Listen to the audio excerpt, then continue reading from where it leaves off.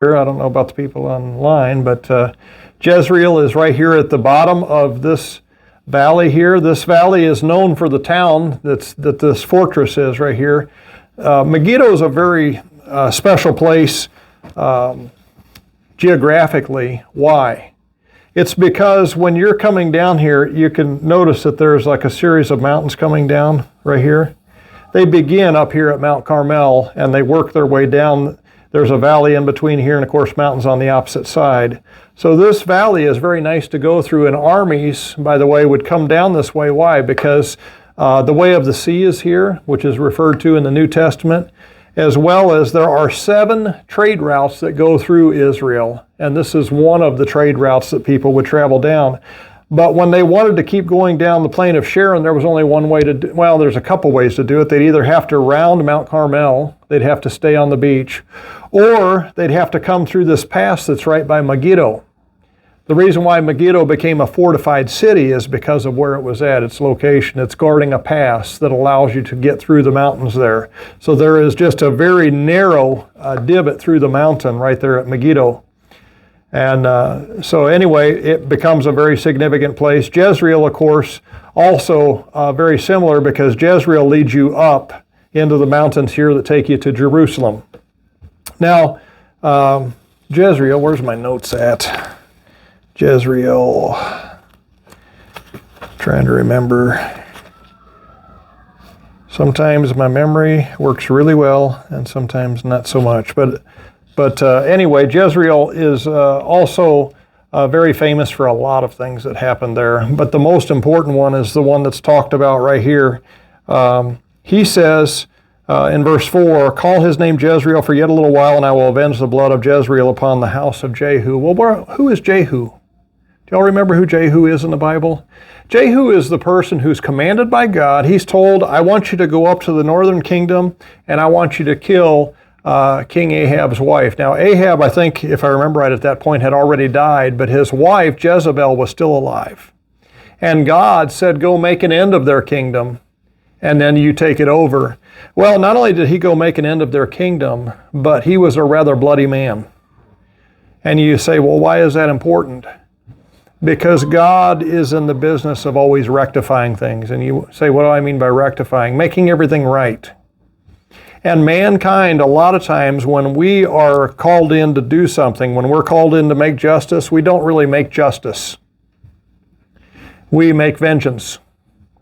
You say, well, what's vengeance? Vengeance is you saying that I'm going to have my wrath upon this person, and I'm going to give them why. You know, I'm going to, when they challenge me or when they bring difficulty into my life, I'm going to bring it down on them so much greater than what they ever imagined. That's the nature of man.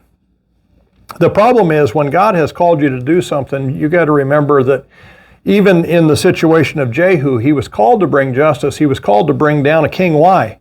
Because God had already prophesied that Jezebel was going to be killed, and it said that the dogs were going to eat her.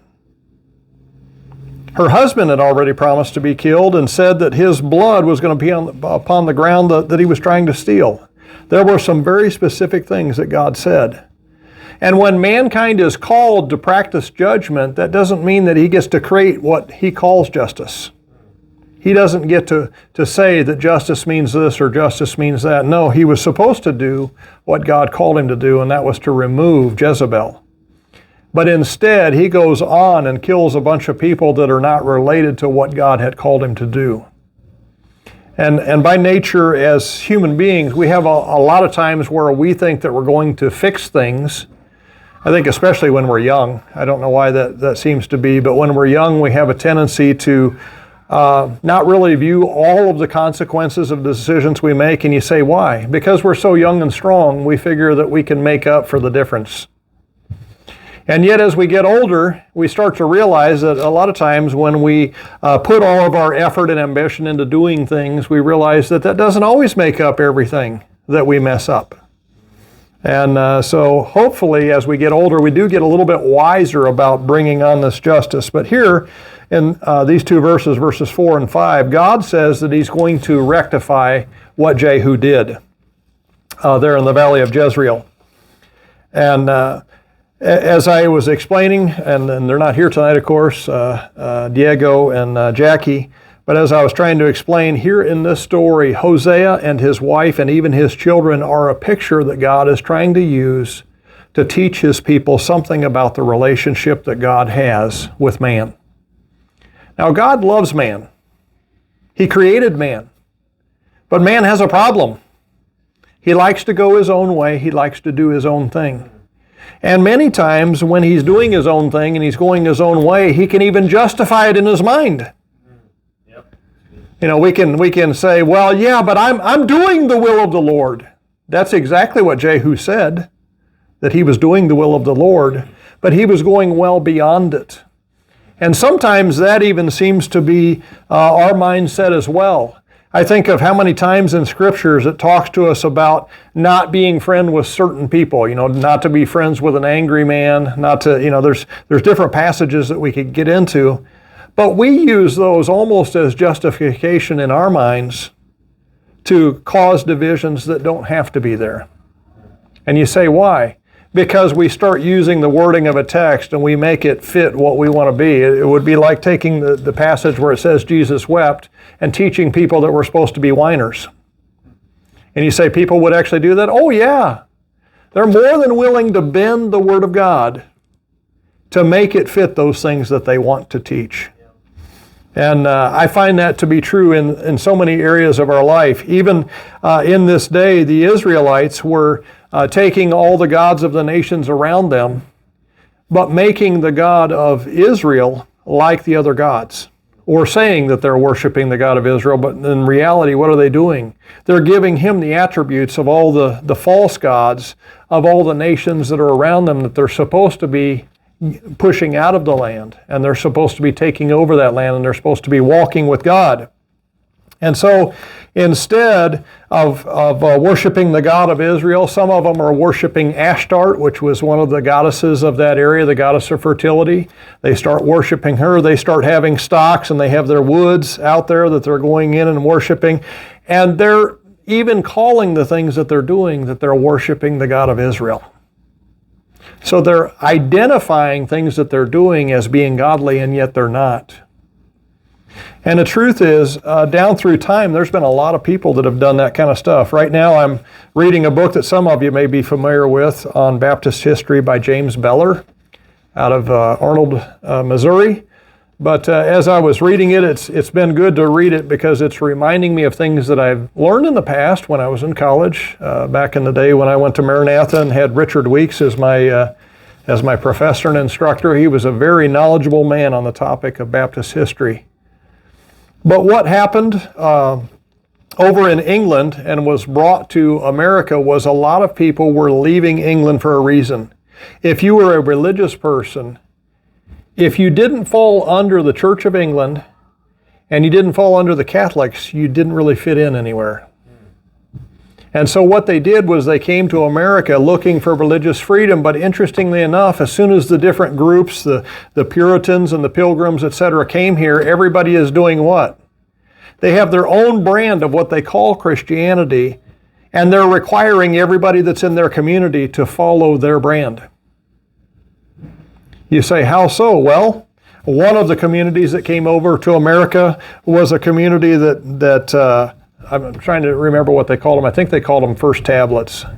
They were First Tablet people, and you say, why is that? Because basically they were saying that everybody has to obey certain commandments of the Ten Commandments, and if they're not willing to abide by these certain commandments in the community, then they can't live among us. They have to be excommunicated. You say, is that a problem? Well, it can be. Because now what you're going to do is you're going to force everybody into something we call hypocrisy. And what is that? That's wearing a costume, wearing a mask, being what people are forcing you into rather than actually walking with God. Some of us, including this man standing behind the pulpit, I would rather have somebody coming in and acknowledging that they're lost and not saying that they are one of us, nor following all of our practices, than to have them wear a costume and pretend like they're one of us, but they're not. And then creating all kinds of problems. Why? Because the Spirit of God is not dwelling in them and not causing them to walk in His ways. And yet everybody out there thinks, oh yeah, he is one of us or she is one of us, when they're not. That's not necessarily a good thing. When the Baptists first came to America, that was something that they were against. They thought you should never force anybody to follow certain dictates until the Spirit of God has convicted them of sin, righteousness, and judgment to come. And when He's gotten into their heart, He's going to cause them to follow in His ways. In the meantime, why would you want them to claim to be something they're not? Bad idea. Bad idea. And so even here in Israel, you've got a lot of different groups here that are following after these different gods, all the while claiming to be what? Believers, followers of the Most High God. That's not a good thing, because God is not going to accept their fake stances that they're taking. And you say, what do I mean by fake? I mean, giving the appearance outwardly to the rest of the Israelites that they're actually walking with the God of Israel, and yet some of them are worshiping this God, some of them are worshiping Baal Shemaim, the Lord of the heaven, some of them are worshiping Ashtart, some of them are worshiping Chemosh, and we could go into all these different gods, but each one of them is all claiming what? That they're worshiping the same God, that they're walking with the same God, and God's telling them, I'm upset with you. Because you claim to walk with me. You claim to walk in the truth, and yet you're not. You have on the facade, you have on the mask. He would rather it be like it was for Hosea. The woman that he married, there was no bones about it. She was not a faithful woman. He married somebody who was unfaithful and who was the child of somebody who was unfaithful. And so as he married this woman, and it says she conceived, she called the first one's name Jezreel, said, for yet a little while, and I will avenge the blood of Jezreel upon the house of Jehu, and will cause to cease the kingdom of the house of Israel. Now Jezreel, it just did come into my mind what it is. It's the idea of sowing or casting your seeds upon the ground, which actually sounds like a good idea, because here where Jezreel is at, this is the flatter part of the valley of what people call the Valley of Megiddo. Megiddo, of course, is named after that fortress that I was telling you about that's in the pass. But this area is flat, and it's kind of, dog-legged shaped valley here. But generally speaking, the bottom half of the valley, because it also has a river here, the bottom half of that valley is called the Valley of Jezreel. The top half of it and the entirety of it is usually called the Valley of Megiddo. But so here he is, he's naming his first son Jezreel, which means what? Somebody who is sowing or broadcasting their seeds, which the Jewish people were. The problem was they were claiming to cast what kind of seeds and walking with what kind of person. They're talking about walking with God, but they're not. They're up on their housetops, so we could go to some of the passages where it talks about them. They're up on the housetops and they're offering their incense to the gods and goddesses of the land. But at the time, they're calling those gods and goddesses of the land, they're calling them the God of Israel. They're calling them Yahweh, and it's not Yahweh that they're worshiping. They're worshiping they're worshiping the God of Israel as if he is Ashtaroth, or as if he's Chemosh, or as if he is Baal. And God's not happy about it. And so he starts having Hosea and his wife have these children. The first one, Jezreel, the idea of sowing. And then it says in verse 6, and she conceived again and bare a daughter, and God said unto him, call her name Lo-ruhamah, for I will no more have mercy upon the house of Israel, but I will utterly take them away. Now, lo is the Hebrew word for no or not, or it negates something. And ruhamah is the word for mercy, to have mercy upon somebody. And so God is promising them, because you're saying that you're walking with me and you're not walking with me, I've got to do something about it. It's not acceptable for you to stay in this relationship where it looks like you're my wife, but you're not. No, you have to indeed be my wife. You have to walk with me. We actually have to have a relationship. And as you know, there's many people out there that have the outward appearances of having a relationship, but they don't have that real relationship. And you know what I'm talking about. You meet people like that all the time. Years ago, I was in a foreign country, and I'll never forget it because as I was visiting in this foreign country and I was staying in a missionary's house, the man kept calling his wife Queenie. And I thought that was interesting because I'd never heard of anybody calling their wife Queenie, but he kept doing it that entire time. And it just seemed like a really strange relationship between the husband and the wife, and the husband kept calling wife Queenie. Well, shortly thereafter, when I came back from that country, it came out that that man was in a relationship with somebody else who was not his wife. And yet every time that he was in front of people, what would he always do? He'd always refer to his wife as Queenie. And it was putting on the facade, but not really having the relationship. Something's wrong with that. And God here is saying that that's the situation that he's in right now with Israel. Israel's telling everybody, I'm in a relationship with God and I love him. But there's really not a relationship there. She's out on every hill and in every tree playing the harlot, and yet saying that she has a husband at home that she loves and adores. And God says, I've had enough of this. You even celebrate some of the things that I originally commanded, but you're not with me. You say you have a relationship with me, and you say that the reason why you're going to fast on this day or why you're going to feast on that day is because of out of obedience to my commandments. And yet for so long you haven't even talked to me. You're talking to all these other false gods, and you're saying that we have a relationship. And he's saying, but we don't. And because of that, there's a consequence coming. I'm going to do my best to fix this relationship. And he says, at this point, I am going to take away the mercy that I've been having on you. Because I've been waiting for you to come back into this relationship. I've been waiting for you to want this relationship to be right. And so far, you have refused. And so he says in verse 7, though he gives them hope, he says, but I will have mercy upon the house of Judah, and will save them by the Lord their God, and will not save them by bow, nor by sword, nor by battle, by horses, nor by horsemen. Now when she had weaned Lo-ruhamah, she conceived and bare a son. Then said God, call his name Lo-ami. Now Lo again is no, or it negates whatever the second word is. And Ami is the Hebrew word for people, and the I on the end of it makes it my people.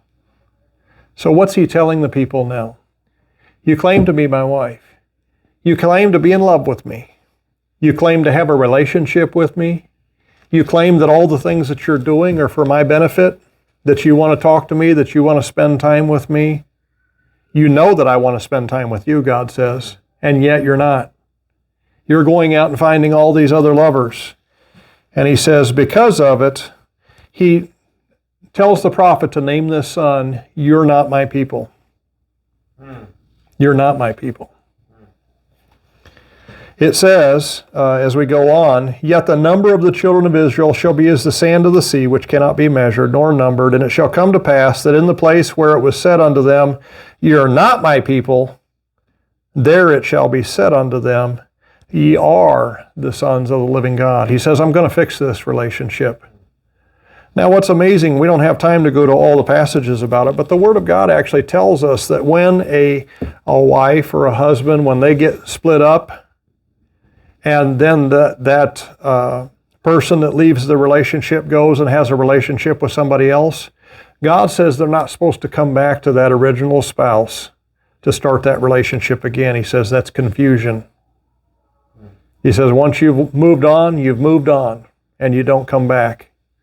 And yet God in this story here is going to tell us that he loves mankind so much, and specifically the people of Israel so much, that in spite of those prohibitions, he says, I love you with a great love, and I do want you back.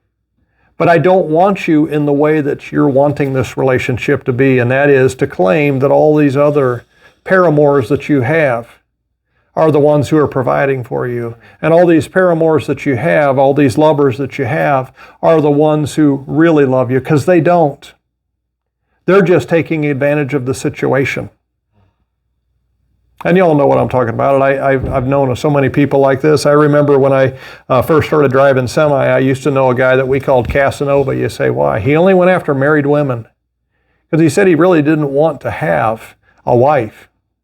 He just wanted the physical relationship. And the truth is, that's where Israel is at this point in the story. They want the relationship. They don't want to have commitment. They don't want to have a long-term relationship with anybody. They don't want to have a reciprocal love where that spouse does things for you and you do things for that spouse. No, they're more than happy to just keep moving on here, there, and everywhere. And yet all the while saying that they're the happy, good spouse when they're not. And God's not happy with it. And so he says over here in chapter 2 and beginning in verse 1, and this is where the question came up, one of our members asked about the other day, say ye unto your brethren, Ami, and to your sisters, Ruhamah. Plead with your mother, plead. Now this is a legal term that's being used here. What he's doing is this is a picture of God separating from his people. Why? Because it's over. They want to pretend like the relationship still exists. And God said, but it's over. And you guys won't even acknowledge where you're at. You won't acknowledge that you've moved on. You want it to be pretend out here for everybody to think that you have the relationship, but you don't. You've already moved on, but nobody knows it. Because you're making it like we're still together, like we're still an item, like we still love and respect each other, when he says the only one who's loving here is me. I'm loving you and you're not respecting or loving me. And so he says, plead with your mother, plead, for she is what? Not my wife. He's making a legal term here. This is what some of you have heard before, where they're talking about a get, giving a writing of divorcement. God's saying it's enough. You keep wanting to have this pretend relationship. He says that's not what this is about. We're actually supposed to have a real relationship. It's me and you talking to each other. It's me and you respecting each other. It's me and you walking together toward a common goal. It's me and you loving one another. And right now, that's not happening in this relationship. He says, she is not my wife, neither am I her husband. Let her therefore put away her whoredoms out of her sight, and her adulteries from between her breasts, lest I strip her naked, and set her as in the day that she was born, and make her as the wilderness, and set her like a dry land, and slay her with thirst. And I will not have mercy upon her children, for they be the children of whoredoms. For their mother hath played the harlot. She that conceived them hath done shamefully, for she said, I will go after my lovers that give me my bread, and my water, my wool, and my flax, mine oil, and my drink. And yet all that time, realize she's living in the house. She's collecting from God. She's collecting from, in this case, Hosea. But she's not acknowledging that that's the source of all that she has. She's acknowledging that whoever she happens to be with that night is the source of all of her provision. And God says, I'm done with this. This is not the way it's going to be. It says in verse 6, therefore, behold, I will hedge up thy way with thorns, and make a wall that she shall not find her paths. And she shall follow after her lovers, but she shall not overtake them. And she shall seek them, but shall not find them. Then shall she say, I will go and return to my first husband. For then was it better with me than now. And you know that's what God's waiting for. There's times when we get away from God. When our prayer life dies off, our reading our Bible dies off, our asking God to direct and lead our lives. You know, there was a time when God constantly talked to us. He said, okay, make sure you go down this street, make sure you go and do this. You see that person standing over there, that's somebody you need to go talk to. We all remember times when God was like that. He was very real in our life. And yet what happens? The din of the world begins to call. All of those fake lovers out there begin to call us and tell us that we need them and they need us. And we begin to chase after all these things out there in this world that we call life. And sometimes it's objects. Sometimes it's prestige. There's a lot of things that we as people can chase after. But ultimately, God gets upset about that. Why? Because we've lost our first love. There's a reason why in Revelation 3 he talks about that. You have forgotten your first love. And so we need to be reminded, just as Hosea was there to remind the Israelites that they had left their first love. That was the whole message of him marrying the wife that he did. I cannot imagine making that decision. Here the man's not been married, and the one time that he's going to marry, God already tells him intentionally, you're going to marry a woman who's not going to be faithful to you. How many guys want to volunteer for that assignment? I'm telling you, that would not excite me. You're going to marry an unfaithful wife, and it's going to be awful. Oh, goody. Wonderful. Can I do that? No, that's not how we would think. And yet, for many of us, that is what we've done to God. God has called us from our sin and from our debauchery, all the things that we used to do. And he called us into a relationship. And then what happened? The world came along, and it became like it's talked about there in Pilgrim's Progress, talks about Vanity Fair. And as Pilgrim began to walk through Vanity Fair, what happened? All the allurements of this world started screaming out to him, whether it was the music, whether it was the bright lights, whether it was the laughing and the fun, all the things that were going on. And what did he eventually forget about? He forgot about the journey he was on. He forgot about the fact that he was headed to that celestial city, and he became enamored by the things at Vanity Fair. Why is it called Vanity Fair? Because it's empty. It's not ultimately fulfilling. At the time, it seems like fun. At the time, it seems like it's meeting a need. But there comes a point where you realize, man, no matter what I get out of this, it's never really fulfilling. Yeah, that's good. It's not really fulfilling. And so God here is trying to bring his people back. He's trying to get them to realize that they've walked away. He's trying to get them to realize that they have wandered off into Vanity Fair. And all their lovers of the world have been calling them. And they've walked away from the one who spoke the world into existence. They've walked away from the one who's given his son that they might have life. Just completely abandoned him. And he says that he's going to hedge up the way with thorns and make a wall that she shall not find her path. Aren't you glad to have a God who is so powerful in your life that he knows exactly how to bring you back? I mean, exactly. He knows exactly what situations he needs to take you into. He knows how to get you to that point where you begin to feel empty and realize there was a time when you weren't empty, but you are now. And you begin to have a hunger and a thirst for something that you've known in the past, but it's been a long time since you've had it. And he begins to provoke you and to challenge you to come back. The Word of God says, she shall follow after her lovers, but she shall not overtake them. She shall seek them, but shall not find them. Then shall she say, I will go and return to my first husband. Then was it better with me than now. For she did not know that I gave her corn and wine. Yes, she forgot.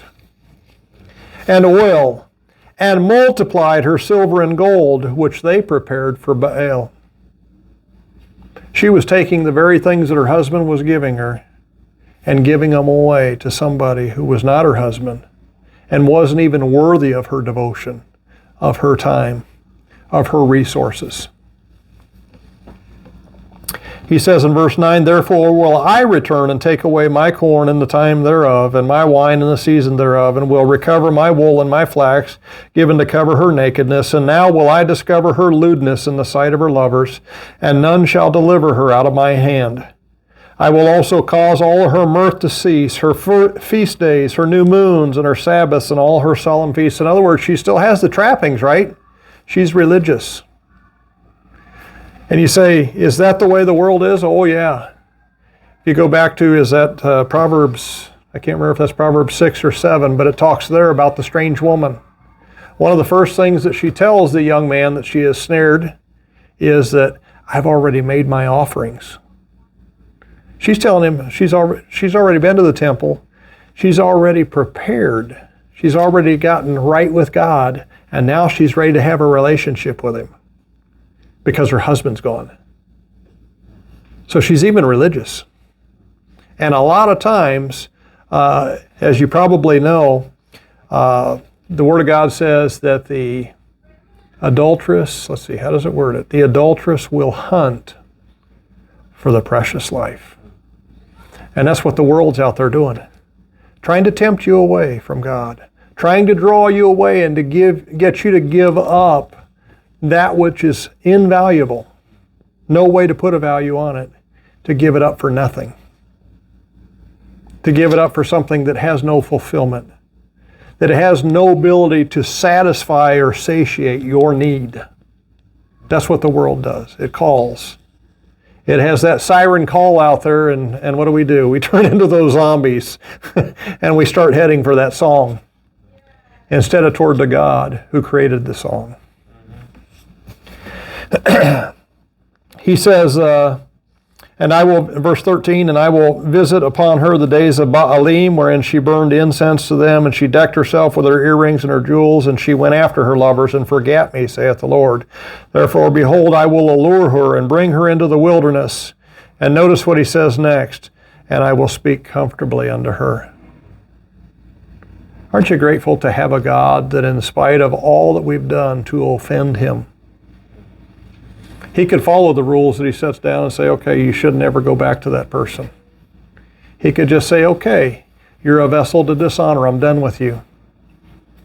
But that's not who God is. God is a redeemer, and He's constantly trying to bring back that lost sheep. He's constantly trying to bring back that one who's gone astray. I think it has something to do with the fact that God knows our nature. We're dust. And we are truly like a sheep. There's a reason why He likens us to sheep all the time, because if you've never been around them, they're really dumb. I'm not even kidding. When I was growing up as a kid on our farm, my neighbor had sheep at his farm. And they have got to be one of the dumbest creatures on the earth. I'm not even kidding. And they are a very good emblem of who mankind is, because they don't know what's best for them. And unless we're in God's Word and unless we're in fellowship with Him, we honestly don't know what's best for us either. And so we're constantly making mistakes because we're not spending that time with God like we should. We allow the greener grass on the other side of the fence to draw us, and the next thing you know, we're wandering away. And when we finally do start looking around, none of our friends are there anymore. And we're wondering how we got here. And eventually that shepherd comes with his rod because he's looking for us. He's left the 90 and 9 for the sake of coming after us. And he says, verse 15 gets even better. It says, and I will give her vineyards from thence, and the valley of Achor for a door of hope. And she shall sing there as in the days of her youth. Now, I don't know the exact picture of that valley of Achor, but I know that that word means behind. So maybe it's the vineyards that she left behind. But it says that He's going to give her what she's left behind, which describes most of us in this room, right? We're constantly leaving the God that we love. That's what the psalmist says. Prone to wander, Lord, I feel it. Prone to leave the one I love. That is who we are. And he says, and she shall sing there as in the days of her youth, and as in the day when she came up out of the land of Egypt. And it shall be at that day, saith the Lord, that thou shalt call me Ishi. Now this is important. The King James Bible people transliterated this. They didn't tell you what the word means. But Ish is the word for husband, and the I at the end is for my. And so he says, when this has all been rectified, you're going to call me my husband. And then he goes on and say, and thou shalt no more call me Baali. That's my master, my Lord. When this is all over and I actually bring this relationship back to where it's supposed to be, you're going to call me my husband and no longer call me my Lord as somebody standing over you with a stick, demanding this and demanding that. No, you're going to be grateful because you know it's my husband. It's my husband. He says, for I will take away the names of Baalim out of her mouth, and they shall no more be remembered by their name. And in that day will I make a covenant for them with the beasts of the field, and with the fowls of the heaven, and with the creeping things of the ground. And I will break the bow and the sword and the battle out of the earth, and will make them to lie down safely. No more war. And I will betroth thee unto me forever. Yea, I will betroth thee unto me in righteousness, and in judgment, and in loving kindness.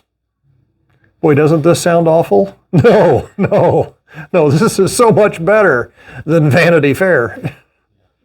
So much better than Vanity Fair. And in mercies, and I will even betroth thee unto me in faithfulness, and thou shalt know the Lord. That's the desire that God wants. And so again, we had a church family that asked, why is he talking in such negative terms about these children?